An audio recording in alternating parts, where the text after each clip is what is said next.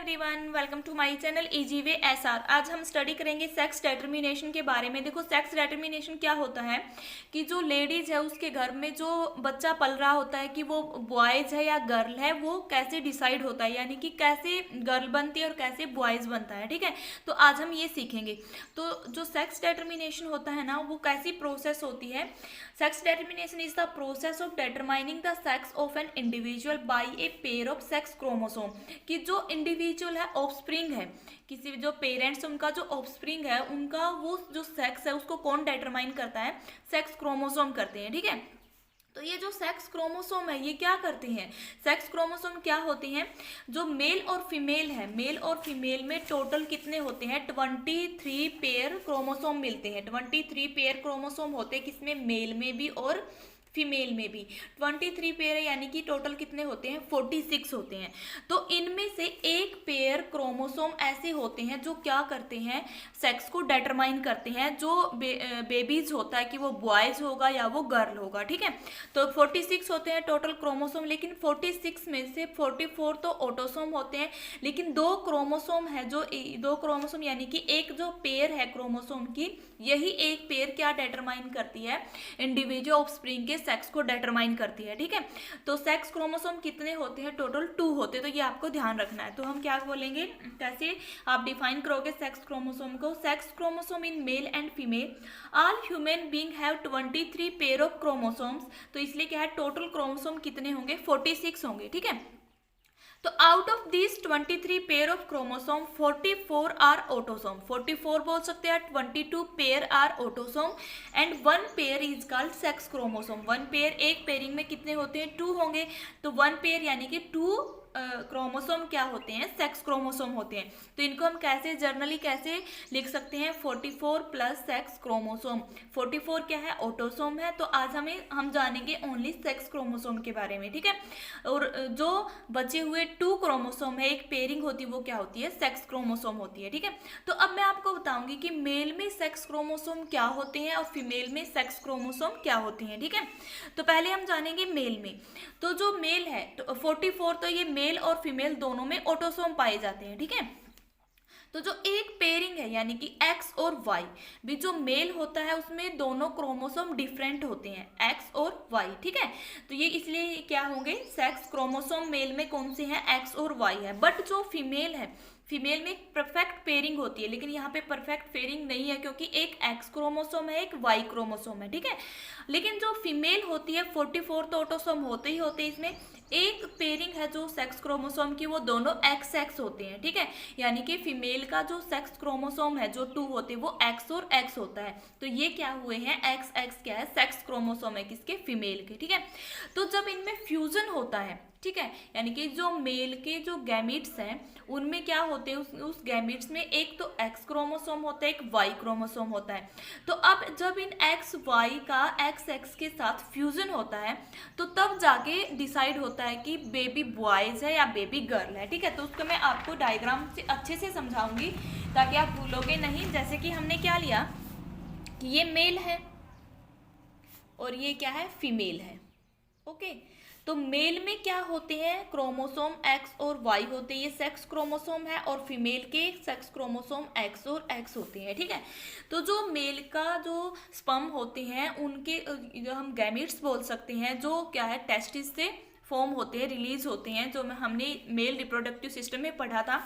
तो इसके जो स्पर्म होते हैं उनमें कुछ स्पर्म में तो क्या होते हैं, एक्स क्रोमोसोम होते हैं, और कुछ में क्या होते हैं, वाई क्रोमोसोम होते हैं। जैसे कि आपकी एनसीईआरटी बुक में भी दिखाया गया है, ये गैमीट्स है मेल के।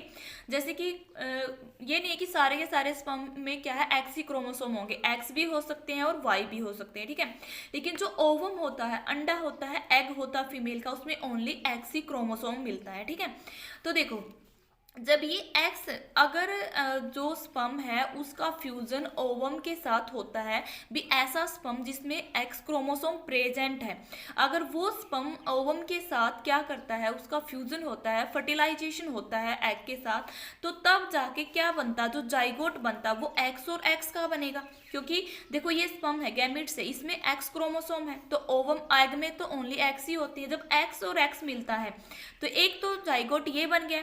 अगर अगर ये वो स्पर्म जिसमें वाई क्रोमोसोम है उसका फ्यूजन होता है एग के साथ, क्योंकि एग में तो ओनली एक्स ही क्रोमोसोम होते हैं, तो तब क्या बनता है, एक्स और वाई बनता है। तो अब यहाँ से आपको याद रखना है, अगर दोनों क्रोमोसोम सेम है यानी कि एक्स और एक्स है, तो जो ऑफस्प्रिंग बनेगा, जो बेबी होगा, वो क्या होगी, गर्ल होगी, यानी कि फीमेल बनेगी। ओके, अगर वाई क्रोमोसोम मेल के और एक्स क्रोमोसोम फीमेल के दोनों का फ्यूजन होता है तो क्या बनता है, एक्स और वाई जाइगोट बनेगा।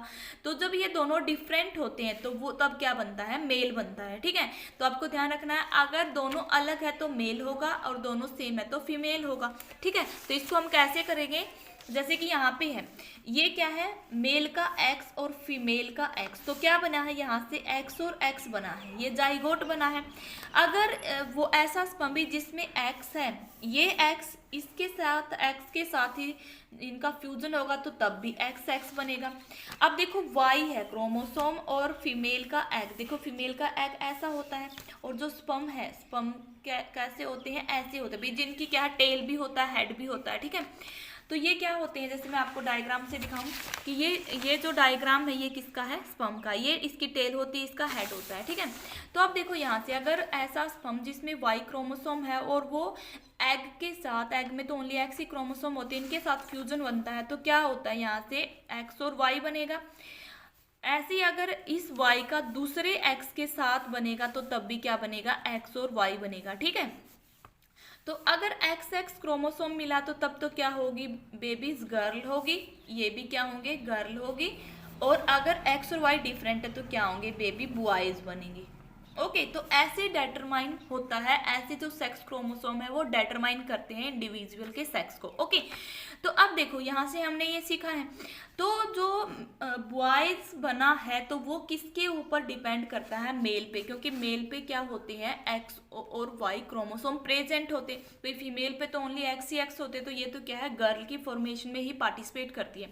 लेकिन जो मेल होता है ना, तो जो बॉयज है, अगर बेबीज बॉयज होगा तो वो किस पे डिपेंड होता है, मेल पे होता है। तो ये क्या होती है, एक जेनेटिक प्रोसेस होती है। ठीक है, तो ऐसे हमने इसको सीखा कि अगर दोनों सेम है तो गर्ल होगी, अगर दोनों डिफरेंट है तो बॉयज होगा। तो ये सारा पढ़ने के बाद तो लास्ट में हम क्या कंक्लूजन निकालेंगे, it is clear from above male is responsible for producing male child. ठीक है, तो देखो जो बॉयज होता है यानी कि लड़का पैदा होगा, इसके लिए कौन रिस्पॉन्सिबल होता है, मेल होता है, जो हमने अभी अबोव डायग्राम से समझा है। क्योंकि जो मेल होते हैं उसमें एक्स और वाई क्रोमोसोम होते हैं। ठीक है, अगर मेल का वाई जो स्पर्म है जिसमें वाई क्रोमोसोम, उसका फ्यूजन होता है एक्स क्रोमोसोम के साथ, तब जाके क्या होते हैं, मेल चाइल्ड प्रोड्यूस होते हैं। ठीक है, उम्मीद है कि आपको ये टॉपिक समझ में आया होगा कि कैसे स्टडी किया जाता है कि जो बेबी जब बॉयज है या गर्ल है माँ के पेट में। तो अगर आपकी कोई भी प्रॉब्लम इस टॉपिक से रिलेटेड, तो अपनी प्रॉब्लम को आप कमेंट बॉक्स में पूछ सकते हो। अगर वीडियो अच्छी लगी तो लाइक करें, शेयर करें, चैनल को सब्सक्राइब करें। Thanks for watching this video.